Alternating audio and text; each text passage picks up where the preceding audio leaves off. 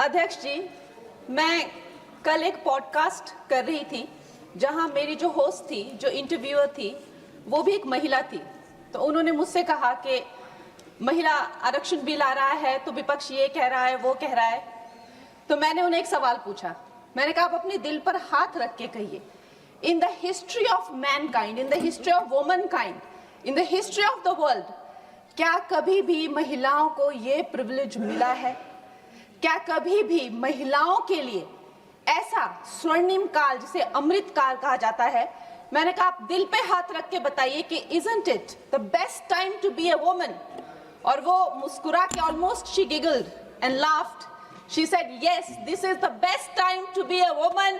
और आज विपक्ष वाले हो चाहे पक्ष वाले हो, सबसे पहले तो मैं सारी मातृशक्ति को तहे दिल से बधाई देती हूँ कि हम इतिहास का हिस्सा बने हैं। जो आज तक महिलाओं की एक इमेज रही है, सब महिलाओं ने बात रखी अपनी। चाहे हम लोग आज भी हर दिन पेपर में पढ़ते हैं, बेटियों को जहर देके मार दिया गया, चाहे हम हर एक महिला के दिल में एक दर्द है अध्यक्ष महोदय। और आज प्रधानमंत्री जी नरेंद्र मोदी जी के नेतृत्व में जो एनडीए की सरकार ने किया है, मुझे हमारी एक बहुत ही चर्चित फिल्म है, फिल्म इंडस्ट्री की, दिलवाले दुल्हनिया ले जाएंगे, उसमें एक डायलॉग है कि जा सिमरन तू जी ले अपनी जिंदगी। तो आज हमारी सरकार ने इस भारतवर्ष की बेटियों को कहा है, महिलाओं को कहा है, सारे पिंजरे टूट गए हैं, सारी दीवारें टूट गई है, जाओ बेटियों तुम जी लो अपनी जिंदगी। हम महिलाओं के लिए ये बहुत बड़ी बात है। मैं सारी महिलाओं को, यहाँ बैठी हुई सारी मेरी बहनों को बहुत बहुत बधाई देती हूँ। अध्यक्ष महोदय, भारत की बेटी वैदिक काल में जब दृष्टा बनी, दर्शनी बनी, विदुषी बनी, तो वो गार्गी और मैत्री बनी। मध्यकाल में जब वो लड़ी, उसने नेतृत्व किया, वो रानी लक्ष्मीबाई बनी, वो अबक्का बनी। अध्यात्म में जब भारत की बेटी ने परचम उठाया, परचम पाया, तो वो मीराबाई बनी, अक्का महादेवी बनी। आज भी हमारे भारत की बेटियां जो है हर क्षेत्र में, चाहे वो डिफेंस हो, चाहे वो स्पोर्ट्स हो, फिल्म इंडस्ट्री हो, चाहे वो मंगल मिशन हो, कोई भी ऐसा क्षेत्र नहीं है जिसमें वो भारत का नाम ऊंचा नहीं कर रही हो। लेकिन ये जो राजनीति का एक क्षेत्र है, वही एकमात्र ऐसा क्षेत्र है अध्यक्ष महोदय जी, जहां पर हमारा देश पूरे विश्व के साथ कदम से कदम मिलाकर नहीं चल पा रहा है। मैं हिमाचल प्रदेश का उदाहरण देती हूँ। हमारे पास 68 एमएलएज हैं, लेकिन सिर्फ एक महिला एमएलए है, सिर्फ एक। लेकिन बाकी देश भी इसी तरह की जो है, चाहे 8%, 9% का वुमेन इंक्लूजन, अरे मेरे को प्लीज वुमेन्स बिल पे बोलने दीजिए ना। तो अभी पूरे देश की जो असेंबली का है, यही रेट चल रहा है। और ये जो दर है, इसकी जो औसताना दर है, वो 9% to 8% है। लोकसभा में जबकि हमें 13% तक पहुंचे हैं, लेकिन ये वैश्विक दर दूर दूर तक कहीं वो वैश्विक दर के नजदीक नहीं है। लेकिन आज जब ये महान उत्सव हमारी जिंदगियों में आया है, तो प्रधानमंत्री जी का एक शब्द मुझे याद आता है कि पेट में चूहे दौड़ना। कांग्रेस के पेट में जब भी कुछ अच्छा होने लगता है तो चूहे इनके दौड़ने लगते हैं, और वैसे ही चूहे दौड़ने शुरू हो गए हैं। अभी प्रियंका गांधी जी कह रही है कि संविधान ही बदल देंगे, यहाँ पे जो है डेमोक्रेसी ही खत्म कर देंगे, कुछ भी करने को जाते हैं तो डेमोक्रेसी खत्म कर देंगे। आप थोड़ा भी अगर कॉमन सेंस यूज करें कि जो लोकप्रिय नेता है, जो डेमोक्रेटिकली इलेक्टेड नेता है प्रधानमंत्री जी, जिन्हें डेमोक्रेसी ने उनकी पार्टी को लाया है, वो उस डेमोक्रेसी को क्यों खत्म करेंगे? वो थोड़ा ना कोई इंदिरा गांधी जी की तरह उनसे कोई कुर्सी ले रहा है तो उनको कुर्सी पे हक जमा के रखना है, तो वो डेमोक्रेसी खत्म करनी ही पड़ेगी। ऐसी तो कोई स्थिति है ही नहीं।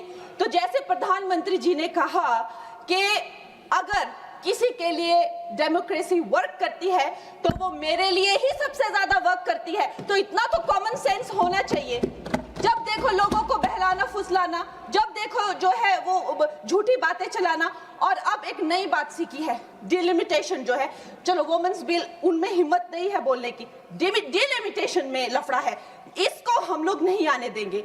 अरे प्रियंका गांधी जी, जब लास्ट टाइम डिलिमिटेशन, तो कोई बीजेपी का तो कोई प्रोसीजर है नहीं, एक ये संवैधानिक ये एक प्रोसीजर है, हर 11-11 साल में होता था, 51 में हुआ, 61 में हुआ, 71 में हुआ।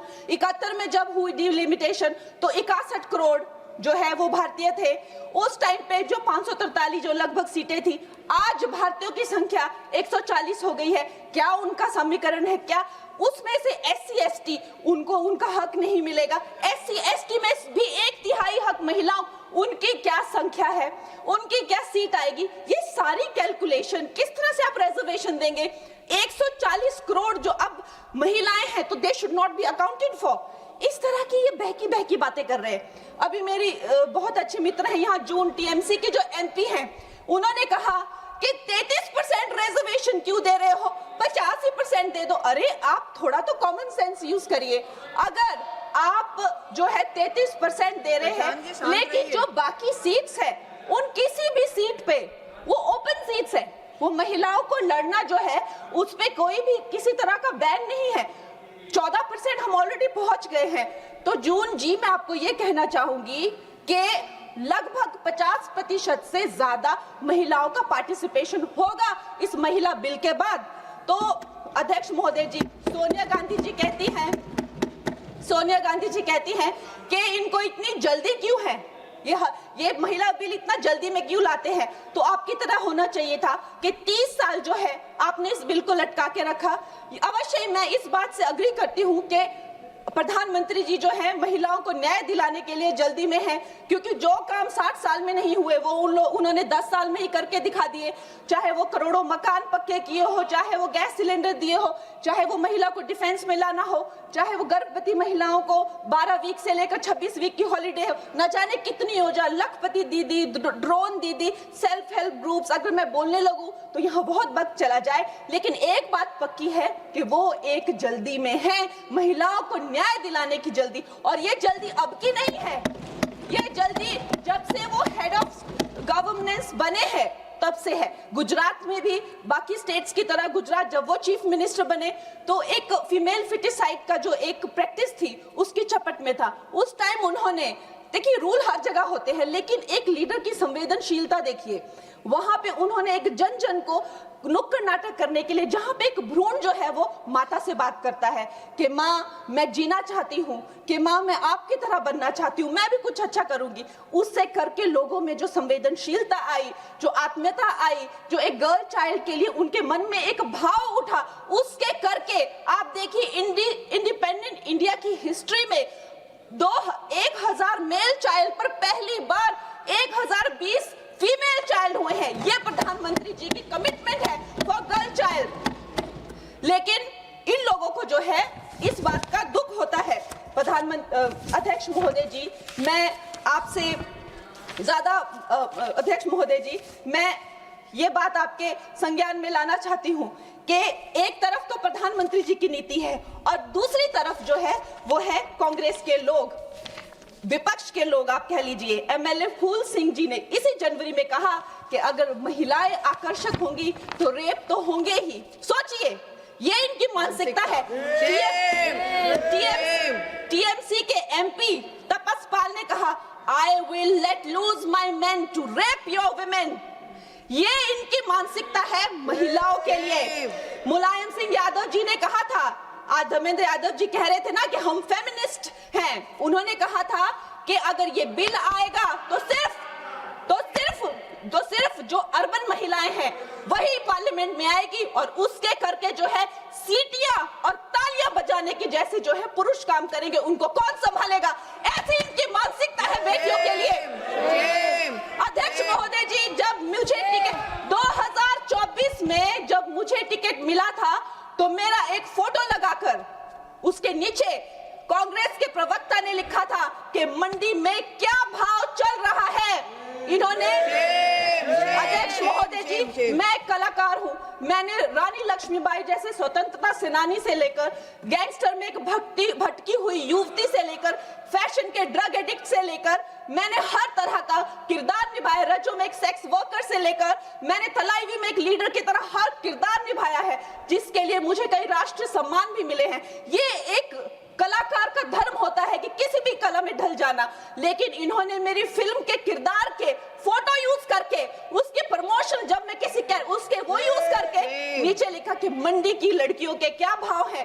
अध्यक्ष महोदय जी ये भूल गए कि ये वो मंडी नहीं जो आपको फिल्मों में दिखाई थी, एक मंडी जो फ्लैश मार्केट को लेकर एक फिल्म बनी थी मंडी, लेकिन ये भूल गए ये वो मंडी है जहां मांडव ऋषि ने तपस्या की थी। मांडव ऋषि के नाम पर मंडी का नाम पड़ा है अध्यक्ष महोदय, और उसे छोटे काशी भी कहा जाता है। ये कांग्रेस की जो नीच सोच है उसको मंडी के लोगों ने, मंडी की बहन बेटियों ने जो है तब तमाचा मारा जब इसके रिजल्ट आए और दिखाया कि ये भारत की भूमि है, यहाँ बेटियों का अपमान करना जो है किसी पाप से भी बढ़कर है।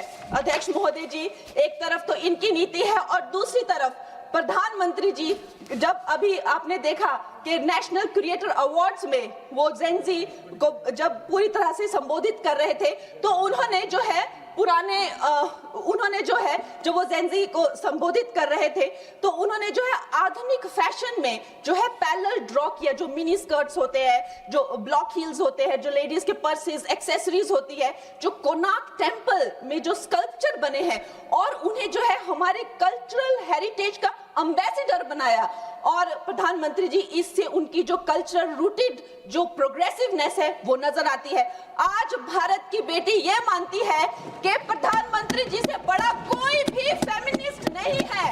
He is the only flag bearer of feminism। और ये भारत की बेटियां जो है सदा उनकी आभारी रहेगी, जो उन्होंने भारत की महिला शक्ति में, मातृशक्ति में विश्वास दिखाया है, उसके लिए हम सदा आभारी रहेंगे। मैं अपनी पार्टी को बधाई देती हूं और साथ ही सब महिलाओं को धन्यवाद।